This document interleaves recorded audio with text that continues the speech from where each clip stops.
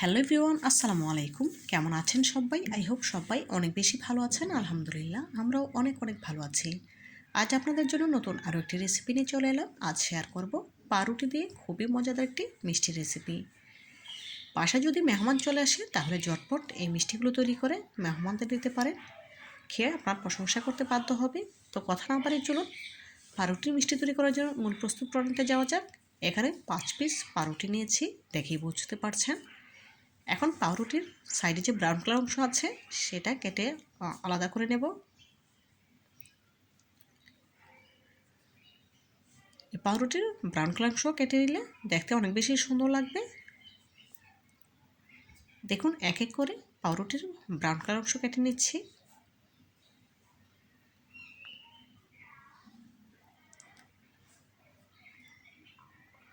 এক এক করে সবগুলো পাউরুটির ব্রাউন কালার অংশ কেটে নেওয়া হয়ে গিয়েছে। এখন মাঝ বরাবর কেটে 2 টুকরো করে নেব।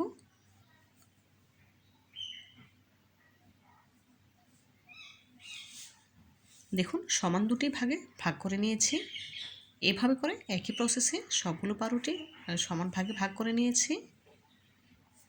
এখন এই পাউরুটিগুলো তেলে ভেজে নিতে হবে। চুলে একটি প্যানে পর্যাপ্ত পরিমাণে সয়াবিন তেল দিয়ে গরম করে নিয়েছি। এক এক করে পাউরুটির টুকরোগুলো দিয়ে দিচ্ছি। তেলটা অবশ্যই পুরোপুরি গরম থাকতে হবে। কম গরম তেলে পাউরুটিগুলো ছাড়তে যাবেন না, এতে করে পাউরুটি অনেক বেশি তেল শুষে নেবে। সেজন্য তেলটা পুরোপুরি গরম হতে হবে। দেখুন, এক পাশ যখন কিছুটা ভাজা হয়ে এসেছে তখন উল্টে নিচ্ছি।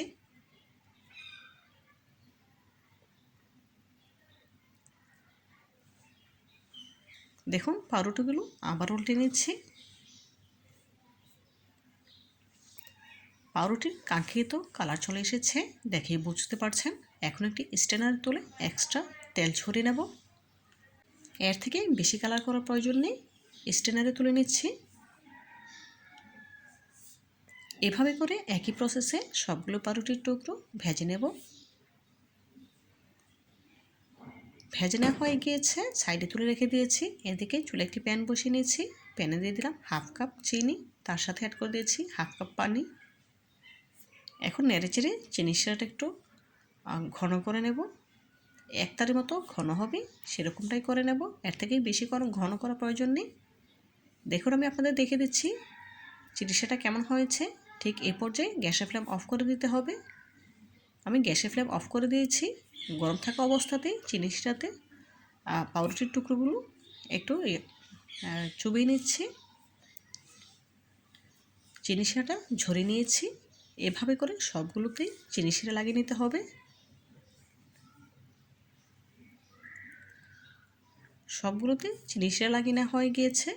এখন প্যানে দিয়ে দিচ্ছি 1 কাপ লিকুইড দুধ, তার সাথে অ্যাড করে দেব 1 কাপ গুঁড়া দুধ। এখন নেড়েচেড়ে মিশিয়ে নেব। মিশিয়ে নেওয়া হয়ে গেলে জাল করে ঘন করে নিতে হবে। এখন অনবরত নেড়েচেড়ে গুঁড়া দুধের মিশ্রণটা ঘন করে নিতে হবে। দেখুন, এই পর্যায়ে ঘন হয়ে এসেছে। এখন গ্যাসের ফ্লেম অফ করে দেব। এটা যখন ঠান্ডা হবে তখন কিন্তু আরও ঘন হয়ে আসবে, এর থেকে বেশি ঘন করার প্রয়োজন নেই। এদিকে আগে থেকে যে পাউরুটির পিসগুলো ভেজে চিনি শিরা দিয়ে নিয়েছি, সেগুলো ঠান্ডা হয়ে গিয়েছে।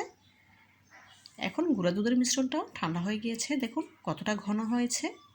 পাউরুটির উপরে লাগিয়ে নিচ্ছি।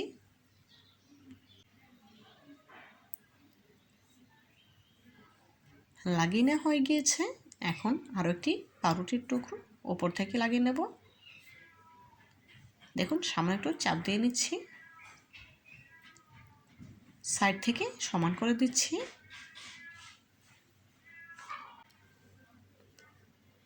দেখুন, একটি পাউরুটি মিষ্টি তৈরি হয়ে গিয়েছে। আরও একটি পাউরুটির পিসে ক্রিমটা লাগিয়ে নেব। দেখুন, আরও একটি পাউরুটিতে গুঁড়া দুধের মিশ্রণটা লাগিয়ে নিচ্ছি।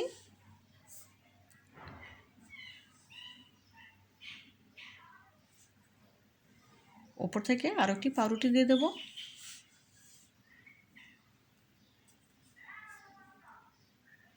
এইভাবে করে একই প্রসেসে সবগুলো মিষ্টি তৈরি করে নেব।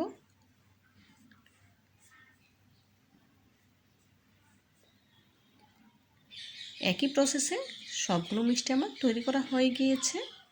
এখন একটি সার্ভিং প্লেটে পাউরুটির মিষ্টিগুলো সার্ভ করে নিয়েছি। মাশাআল্লাহ, পাউরুটির মিষ্টির ফাইনাল লুক দেখুন, দেখতে কতটা সুন্দর এবং লোভনীয় লাগছে। দেখতে যতটা সুন্দর হয়েছে, খেতে তার থেকেও অনেক বেশি মজাদার। আপনারা একবার হলেও বাসায় ট্রাই করবেন এবং খেয়ে আমাকে কমেন্ট করে জানাবেন কেমন হয়েছে। পরবর্তী ভিডিও দেখার আমন্ত্রণ জানিয়ে আজকের মতো বিদায় নিচ্ছি। আল্লাহ হাফেজ।